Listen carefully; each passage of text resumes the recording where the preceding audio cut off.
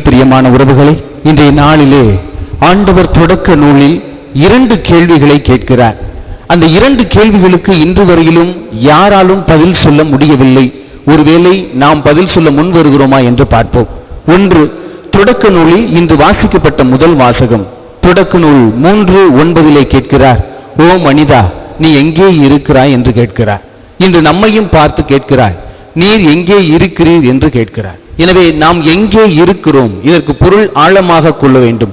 உடலால் நாம் ஆலயத்தில் இருக்கிறோம், உள்ளத்தால் நாம் எங்கு இருக்கிறோம் என்பதுதான் அதனுடைய பொருள். ஆனால் ஆதாம் சொல்லுகிறான், தான் தவறை தான் ஒப்புக்கொள்ளாமல், நீர் ஒரு பெண்ணை கொடுத்தீர் அல்லவா, அந்த பெண் என்னை கனியை உண்ணவிட்டால் அதனால் நான் ஆடையின்றி இருப்பதை உணர்கிறேன் என்று சொல்லுகிறார்.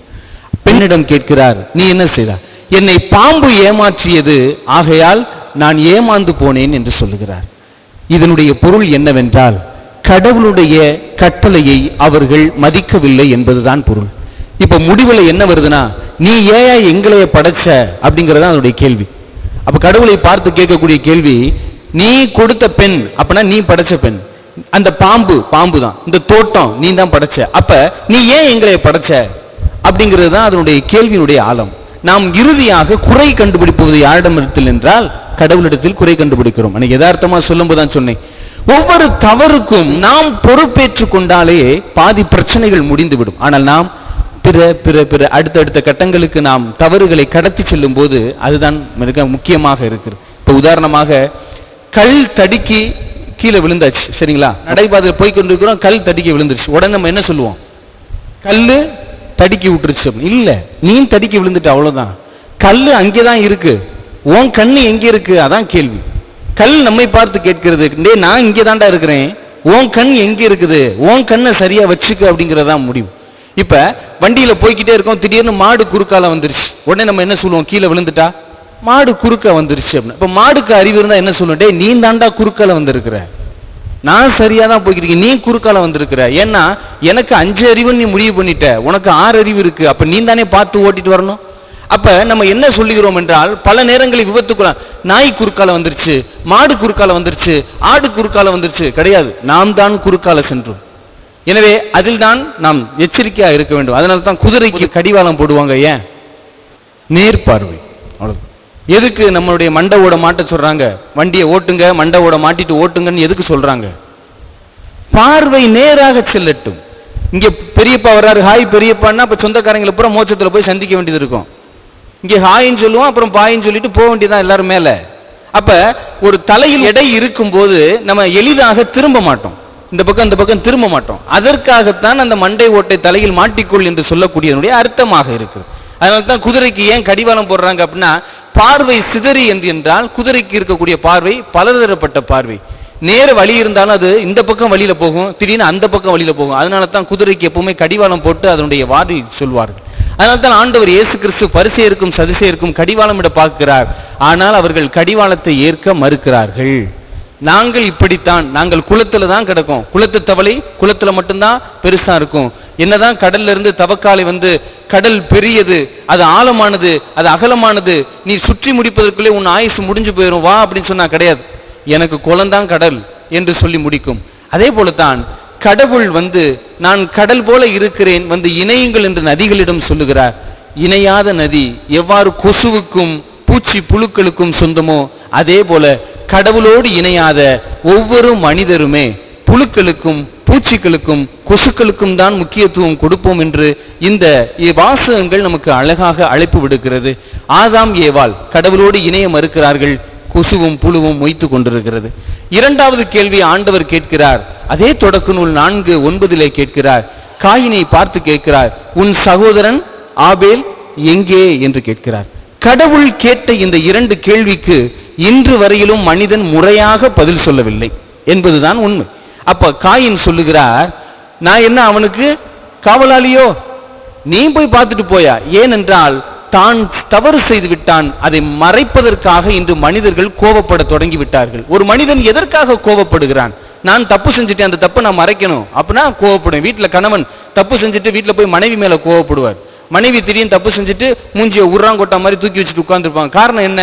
நான் தப்பிச்சுக்கிறணும், நான் தப்பிச்சுக்கிறதுக்காண்டி என்ன வேணாலும் செய்வேன் என்பதுதான் என்னுடைய பொருளாக இருக்கிறது. இரண்டாவது வாசகத்தை எடுத்துக்கொள்ளும். புனித பவுல் அழகாக சொல்லுகிறார். ஆனால் அது நீங்கள் முக்கியமாக ஒரு வசனத்தை கவனிக்க வேண்டும். கொரிந்திய 2வது திருமுகம் 4வது அதிகாரத்தில் 7வது வசனத்தில் அழகா சொல்லுவார், நாங்கள் மண்பாண்டங்களுக்குள் ஒளிக்கப்பட்ட செல்வங்கள் அப்படின்னு சொல்லுவார். இப்ப மண்பாண்டம் என்றால் என்ன, செல்வம் என்றால் என்ன அப்படின்னா, மண்பாண்டம் நம்ம தான் மண்பாண்டம். ஏன்னா உடைந்து போகக்கூடிய இந்த உலகத்தில் பிறந்தோம், இறந்துதான் போக வேண்டும் என்பது உண்மை. ஆனால் இந்த மண்பாண்டத்திற்குள் எவ்வாறு தங்க நாணயங்களை ஒளித்து வைக்கிறார்களோ அதுபோல் கடவுள் நமக்குள் தங்க நாணயங்களை ஒளித்து வைத்திருக்கிறார். ஆனால் நாம் என்ன செய்கிறோம் என்றால், இறுதி வரையிலும் அந்த புதையலை கண்டுபிடிக்காமல் வெளியில் தேடிக்கொண்டே நம் வாழ்நாளை முடித்து விடுகிறோம் என்பதுதான் உண்மையாக இருக்கிறது. எனவே அதில் நாம் ஆழமாக கவனிக்க வேண்டும். நற்செய்தி வாசகத்திற்கு வருவோம். நற்செய்தி வாசகத்தில் 2 பிரிவுகளாக பார்க்க வேண்டும். ஒன்று இயேசு பெயல்செபூல், 2வது இயேசு உறவினர். இதான் அதனுடைய நற்செய்தியாக இருக்கிறது. இன்னைக்கு நம்ம உயரணும் நினைச்சிட்டோம் அப்படின்னா சுத்தி இருக்கிறவங்க நம்மளை உயர விட மாட்டாங்க. எனவே அதில் நம்ம கொஞ்சம் எச்சரிக்கையா இருக்க வேண்டும். இயேசு கிறிஸ்து குளத்தில் இல்லை, அவர் கடலில் இருக்கிறார் என்பதை அறிந்து கொண்டவர்கள் உறவினர்கள் என்ன சொல்லுகிறார்கள்? இவன் யோசேப்பின் மகன் அல்லவா, இவன் தாய் மரியா நம்மோடு தானே இருக்கிறார், இவனுடைய சகோதர சகோதரிகளும் நம்மோடு தானே இருக்கிறார்கள், இவனுக்கு மட்டும் எப்படி இந்த ஞானம் வந்துச்சு? இப்ப இதனுடைய காரணம் என்ன? இவன் மட்டும் எப்படி நம்மள இருந்து உருப்பட முடியும், இவனும் உருப்படாம போகணும், அப்ப கூட்டிட்டு வா அவனை இல்லு அப்படின்னு சொல்லிட்டு தான் அதனுடைய பொருளாக இருக்கிறது. எனவே ஒரு மனிதனுக்கு ஞானம் கிடைத்து விட்டது என்றால் அவனை எவ்வாறு முட்டாளாக்குவது என்பதற்குத்தான் இந்த உலகம் போராடி கொண்டிருக்கிறதே ஒழிய அந்த ஞானத்தை பாராட்டுவதற்கு இந்த உலகம் இல்லை. அதில் தான் நாம் கொஞ்சம் கவனம் செலுத்த கடமைப்பட்டிருக்கிறோம். இயேசு கிறிஸ்துவை மதிமயங்கி இருக்கிறான், பித்து பிடித்து போய் இருக்கிறான், இவன் பெயல்செபூலை கொண்டு பேய்களை ஓட்டுகிறான் என்று சொல்லும் போது ஆண்டவர் சொல்லுகிறார், சாத்தானுக்கு எதிராக சாத்தான் திரும்ப முடியாதுரா, அதை புரிஞ்சுக்கங்க. நீங்கள் ஏன் உங்களுடைய பார்வை தீயதில் மட்டும் இருக்கிறது? சற்று தூயதற்கு வாருங்கள். தீய ஆவி இருப்பது போல தூய ஆவியும் இருக்கிறது என்பதை உணர்ந்து கொள்ளுங்கள் என்பதுதான் ஆண்டவர் இயேசு கிறிஸ்து உணர்த்த முயற்சி எடுக்கிறார். ஆனால் ஏனோ நாங்கள் குளத்தில் தான் இருப்போம், குண்டு சட்டியில் குதிரை ஓட்டிக்கொண்டுதான் இருப்போம் என்று பரிசேயரும் சதுசேயரும் உள்ளுக்குள்ளே வட்டமடித்துக் கொண்டிருப்பது தான் இந்த நற்செய்தியில் நாம் பார்க்கிறோம். இறுதியாக ஆண்டவரும் உறவினரும் என்ற பார்வையில் பார்க்க வேண்டும். அன்னை மரியாளை அவர்கள் போய் சொல்லுகிறார்கள், உம்முடைய தாயும் சகோதரரும் வெளியில உண்மை தேடிக்கிட்டு இருக்காங்க, வேம போங்க அப்படின்னு சொல்லும் போது இயேசு கிறிஸ்து அந்த கூட்டத்திற்கு உணர்த்துவார். காரணம் என்னன்னா, நீ பித்து பிடிச்சு போய் இருக்கிற, நீ பேய் பிடிச்சு போய் இருக்கிற, மரியாதை உங்க வீட்டுல போய் உட்காரு, இதுதான் அந்த காரணம். இதை நீங்க சரியா புரிஞ்சுக்கிட்டா தான் இயேசுவை ஒரு குலத்திற்குள் அடக்க முயற்சி செய்கிறார்கள் என்பதை நீங்கள் புரிஞ்சு கொள்ள முடியும். ஒரு மனிதன், ஒரு பிள்ளை வெளியில சுத்திக்கிட்டு இருக்கான், உன் மயன் இப்படி வெட்டி ஊதாரியா சுத்திக்கிட்டு இருக்கான், மரியாதை வீட்டுல போய் பிடிச்சு போடு அப்படின்னு இன்னைக்கு பெற்றவங்களை பார்த்து சொல்லக்கூடிய செய்திகளை போல இயேசுவை பார்த்து சொல்லுகிறார்கள், உன் மகன் அங்கே பித்து பிடிச்சு போய் கிடக்கிறான், பெயல்செபூலை கொண்டு பேயை ஓட்டிக்கிட்டு இருக்கிறான், பேய் பிடிச்சு போய் இருக்கிறான், மரியாதை கூட்டி அந்த வீட்டில் கட்டி போடு என்பதுதான் அதனுடைய பொருள். ஆனால் அன்னை மரியாள் சற்று ஆழமாக சிந்திக்கிறார். இயேசுவை தொந்தரவு செய்ய விரும்பவில்லை. அவர் நினைச்சிருந்தா முன்னாடி போயிட்டே வாடா போவோம் அப்படின்னு சொல்லியிருந்திருக்கலாம். அன்னை மரியாள் சென்றது இயேசுவை கூட்டி வருவதற்காக அல்ல, இவர்கள் சொன்னது பொய் என்பதை நிரூபிப்பதற்காக அந்த இடத்துக்கு வருகிறார். அவ்வளவுதான் அன்னை மரியாளுடைய செயல்பாடு. அங்கே அப்ப அன்னை மரியாள் நிற்கும் போது, யார் என்னுடைய தாய், யார் என்னுடைய சகோதரர்கள், இங்க இருக்கிறவங்க தான் என்னுடைய சகோதர சகோதரிகள் என்று சொல்லி முடிக்கிறார்.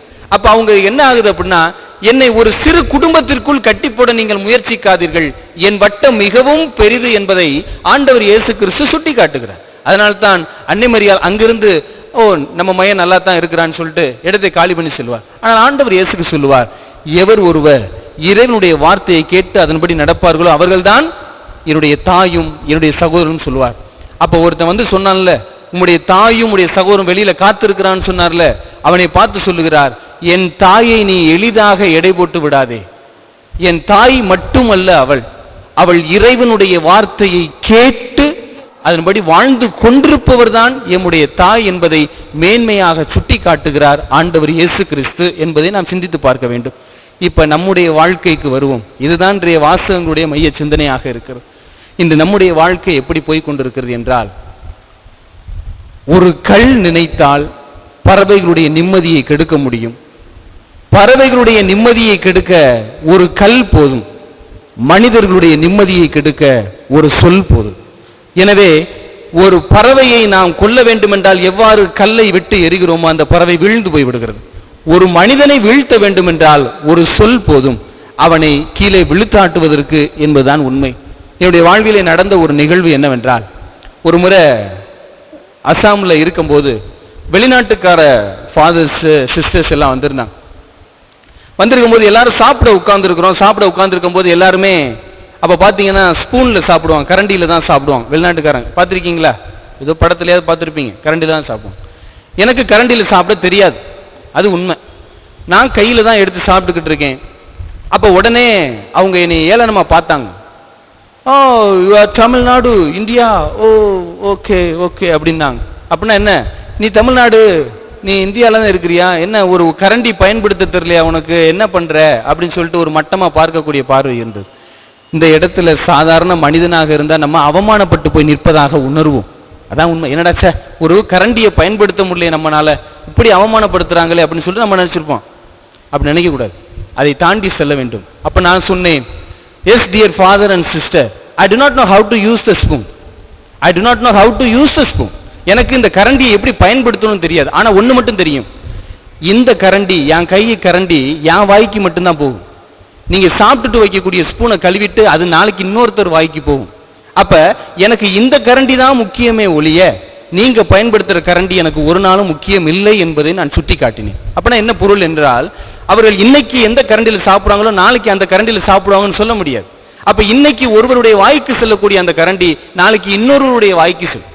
அப்ப என்னுடைய கை இது என் வாய்க்கு மட்டும்தான் போகும், இது என்னைக்குமே இன்னொருத்தர் வாய்க்கு போகாது. அப்படி போறா இருந்தா ஒண்ணு உடல்நல குறைவால் இருக்கிறவர்களோ இல்ல குழந்தையினுடைய வாய்க்கோ தான் என்னுடைய கரங்கள் போகுமே ஒழிய இதை என் அனுமதி என்று வேறு யாரிடம் செல்லாது. ஆனால் நீங்கள் பயன்படுத்தக்கூடிய கரண்டி உங்கள் அனுமதி இல்லாமலேயே அது இன்னொருவரிடம் செல்லும் என்பதை சுட்டிக்காட்டினேன். அன்று அவர்கள் கப்சுப்பானார்கள். எனவே நம்மை மட்டம் தட்ட நினைப்பவர்கள் முன்னிலையில் நாம் மட்டமாக போய்விடக்கூடாது. நாம் இருக்கின்ற நிலையை நாம் உணர்த்த வேண்டும். நான் இருக்கும் இடத்திலேயே சொர்க்கத்தில் தான் இருக்கிறேன், உங்களை போல நரகத்திற்கு நான் வர விரும்பவில்லை என்பதை சுட்டிக்காட்ட நாம் முன் செல்ல வேண்டுமே ஒழிய நாம் ஐயோ நம்மளை இப்படி பேசிட்டாங்களே அப்படி பேசிட்டாங்களே அப்படிலாம் எப்பவும் வெக்கப்பட்டுக்கிட்டு இருக்கக்கூடாது. ஒரு தொழில் தெரியவில்லை, உடனே ஒரு கண்டக்டர் நடந்த நிகழ்வு என்னன்னா, ஒரு கண்டக்டருக்கு பழைய ஆளு புதியவர் பணிக்கு வருகிறார். அப்ப அவரை பார்த்து திட்டுறாரு, உனக்கு இந்த டிக்கெட் எப்படி கிழிக்கணும் தெரியாது, என்னத்தை படிச்ச நீல எதுக்கு இங்க வந்திருக்கிற அப்படின்னு சொல்லும்போது அவர் தாழ்ச்சியோட சொன்னார், அண்ணே எனக்கு தெரியல, நான் சொல்லிட்டேன், கத்துக் கொடுக்குறீங்களா கத்துக் கொடுக்கலையா அவ்வளவுதான். நம்ம இன்னைக்கு பல பேர் சொல்லுவோம் இது தெரியாமையா இவன் வந்துட்டான் அப்படின்னு சொல்லுவோம். இன்று இன்ஜினியர் படிச்சிருக்கிறோம்னு சொல்றோம்ல, இன்ஜினியர் படிச்சவங்க எல்லாருமே நல்ல கட்டடம் கட்டுறாங்க நினைக்கிறீங்களா? அவங்க எல்லாம் நம்மாழ்வாரிட கொண்டே ஒரு 15 இன்ஜினியர் நின்றாங்க.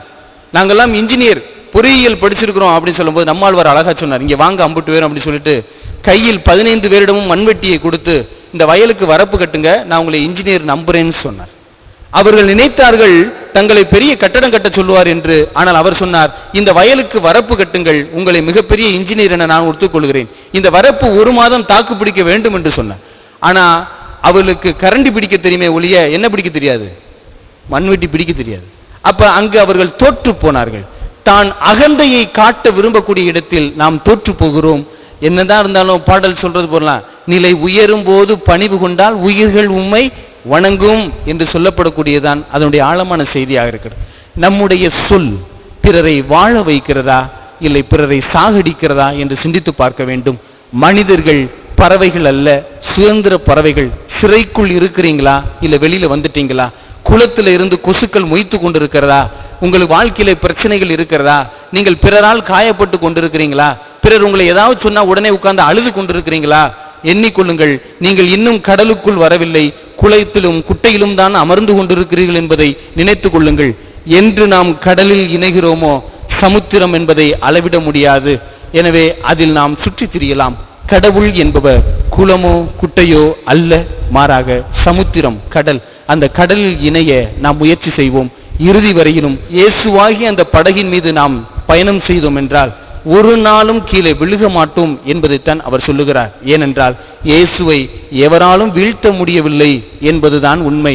இயேசுவோடு இருக்கக்கூடிய புனிதர்களையும் யாராலும் வீழ்த்த முடியவில்லை. இயேசுவோடு நாமும் இருந்தோம் என்றால் நம்மையும் எவரும் வீழ்த்த முடியாது என்பதுதான் உண்மை. எனவே நாம் யாரோடு பயணிக்கிறோம் என்பது முக்கியம். எனவே குளத்திலிருந்து கடலில் இணைய முயற்சி செய்வோம். அதற்கான வரத்தை வேண்டுவோம். ஆமென்.